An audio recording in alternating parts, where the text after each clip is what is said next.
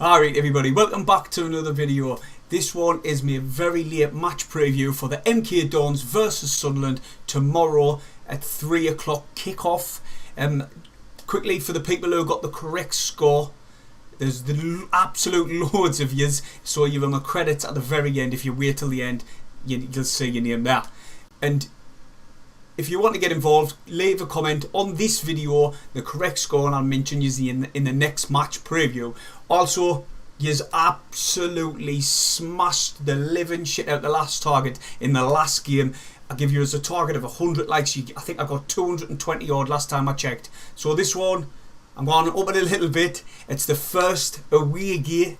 First away game.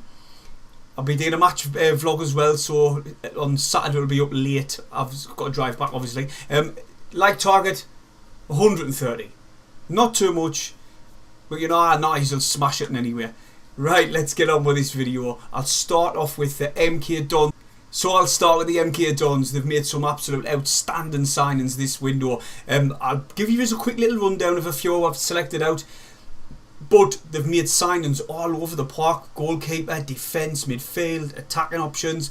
They've literally made signings from all over. One being a centre forward, Moisa, who we've been linked with for quite a few times, let's be honest, we have. But anyway, they've signed him from Pider, and he's a really good player, and I would have liked him to have signed, but nonetheless, he's signed for the Mkdons, and I think he will do really well for them. Also, in the midfield, Ethan Robson, we all remember him, ex-Sunderland lad, born in Hortley Spring, and only a couple of miles from the stadium light as well. He done a recent video and he says he's really pumped up for this game, with it being Sunderland, which I didn't blame the lad, and I hope he does have a really good future and career with the Mkdons.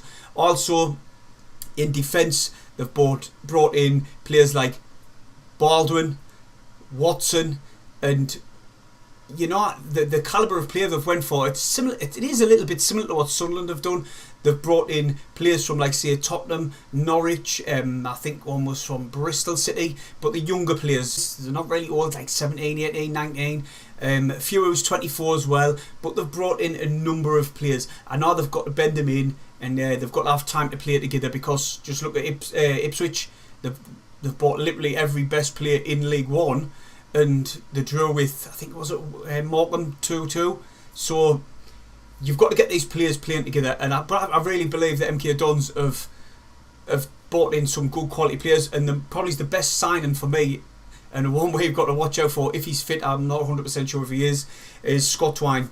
He had his breakthrough season in the 2021 season. He got 14 goals and 10 assists, and I honestly thought that he would have been a one Sunderland would have looked at, but like, there's a few speculations and rumours, but that's all it was. And the Mkdons have picked them up, and I think, looking at the calibre of signings they've made, like the youth, like I was saying, I think the Mkdons will do well this season. In previous meetings with the Mkdons, we beat them 3-0 on the way to the Papa John's Trophy final. Also, we drew 2-2 the game before that. They beat us 2-1 at home as well, and the game before that we beat them 1-0. So when we've played them, it's been like evenly matched. We beat them, they beat us. So I'm going to the Stadium MK. The capacity is 30,500, and I've read somewhere they've got a hotel in the stadium, and also the Queen opened the stadium. But the hotel, it looks onto the pitch, which I think is an amazing touch. They finished 13th last season, which is, it's not bad for, like, they want to consolidate like Mkdons being a League One team, and which I think they've established that by now. And also they won the first trophy in the 07-08 season, beating Grimsby 2-0 at Wembley. So they've got silverwares and all. I didn't think this was going to be an easy game or a pushover, just for the calibre of players that brought through the door. But nonetheless, I'm going to go for a Sunderland 1-0 hard-fought game, evenly matched, but I think we'll scrape it 1-0. Remember to comment below your score predictions, and I'll stick them on at the end of the next match preview. So we're moving on to Sunderland. Sunderland, you know, we've had a good start to the season. I know we're only 2 games in. I'm not getting excited. I'm not getting carried away on out like that. But we've won them 2 games. We beat Wigan 2-1, and honestly I thought Wigan game was going to be a very hard game, but for the majority of that game we controlled that game, and we were worthy of the 2-1 win in the end. But as this season goes on, I'm getting more and more impressed with Lee Johnson, the way he handles certain situations, the way he comes across, and with this being his team, I think he's going to do well for us this season. Especially the interview what he's just done. I think it was this morning, or it might have been late last night. But he done an interview regarding the Will Grigg situation. It basically says to Will Grigg he needs to seriously up his game and improve in training as well. So it looks like we've got the Will Grigg off the last couple of years before we sent him out on loan.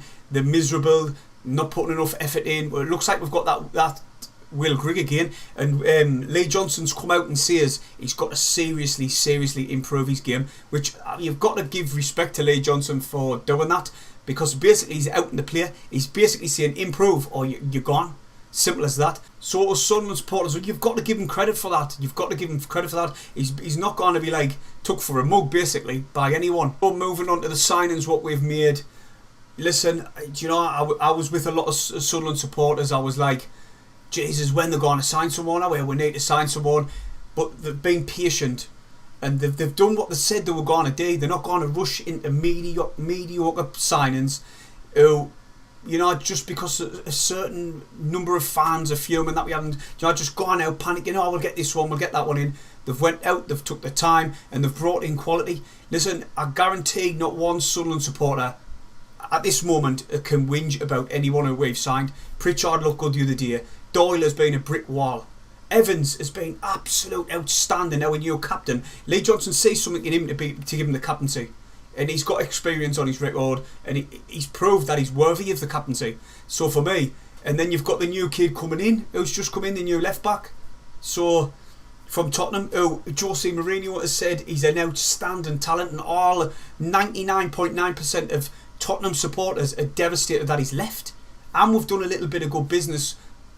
Well, if we're selling back, there's a fee where we'll make profit on. So it's all good for me. All we need is in a right back, probably another centre back and a striker, and I'll be happy. Didn't get us wrong. I'd probably like another left back to sign, but I didn't think Denver Hume will sign. I know I said in the previous video, I think he's just waiting for a better offer. But with Lee Johnson, you've got to give him credit again. He's went to come out and says, listen, we've given him our best offer, and that's it. So sign it. Or didn't sign it.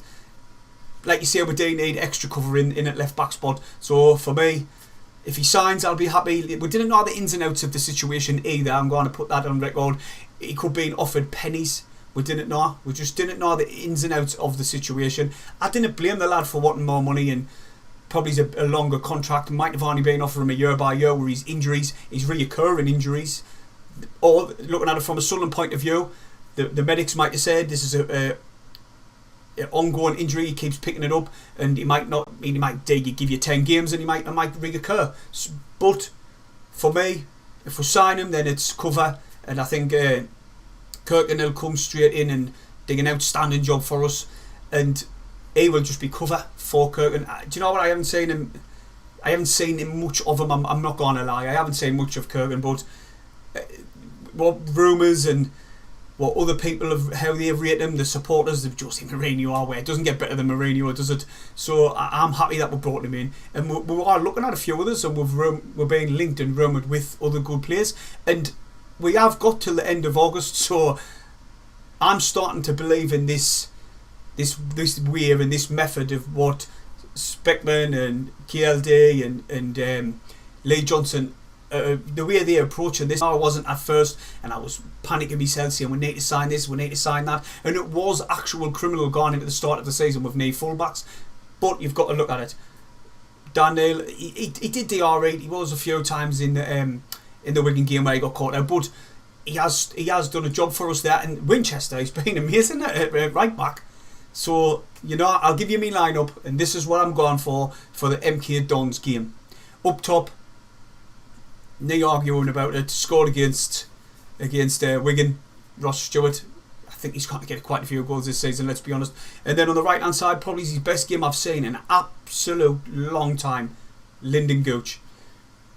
And on the left hand side, I've gone for Aidan McGeady, just behind Ross Stewart. In like a more of an attacking role is Elliot Embleton, if he's fit. He was on a late fitness test. And so if he's fit, I would have Elliot Embleton in, and 09 obviously in the midfield with him linking up. 09, I didn't want to sing him at right back or left back. I didn't think they should do that. I think they should just keep him. I know we're running thin at right back, and a few people have said put Kirkin in and 09 at right back, and then Winchester can go in the middle. No. I want to see 09 in the middle, Evans just in front of the back four, and then obviously Kirkin, Doyle, Flanagan. I know a lot of people have gone on about Flanagan, but listen, I think Lee Johnson sees something in Flanagan. I know he had a very bad season last season, but this season, you know, we've got to give him his chance. Lee Johnson sees something in him, so I think that's the pairing. I think that's what he's gone with. He's went with him in pre-season, and he's also went with him in the Wigan game, and I cannot see him putting anybody in front of him. Obviously there's rumours about Bailey Wright leaving, so I think that's what Flanagan's there for. And you know what, I hope he does well for us this season. And also right back, Winchester, being class there, you've got to leave him there, simple as that, and that allows 09 in the middle to link up with Elliot Embleton, and obviously Evans can dictate play, and it's just outstanding to watch. And this one probably will get a few people pissed off, but I'm just going on my gut feeling. I'm going to see Lee Burge. I really am going to see Lee Burge. I know I've said he's susceptible to a mistake or two, which he is, but I still think Patterson's got a lot to learn. He has got a lot to learn. Like some of his decision making, it was a bit rash in pre-season, and I think Lee Burge just pips him now, and I really do think that. But coming below a year would have in the lineup. Also, what do you think the score's going to be for the lads? I cannot wait to do a match vlog against the Mkdons. The stadium's a good stadium, big stadium, 30,000. I just hope there's a sellout. I think we're attacking around about 3,000, and I cannot wait to see you all there. Remember to hit the thumbs up, and here's the people who got the correct score.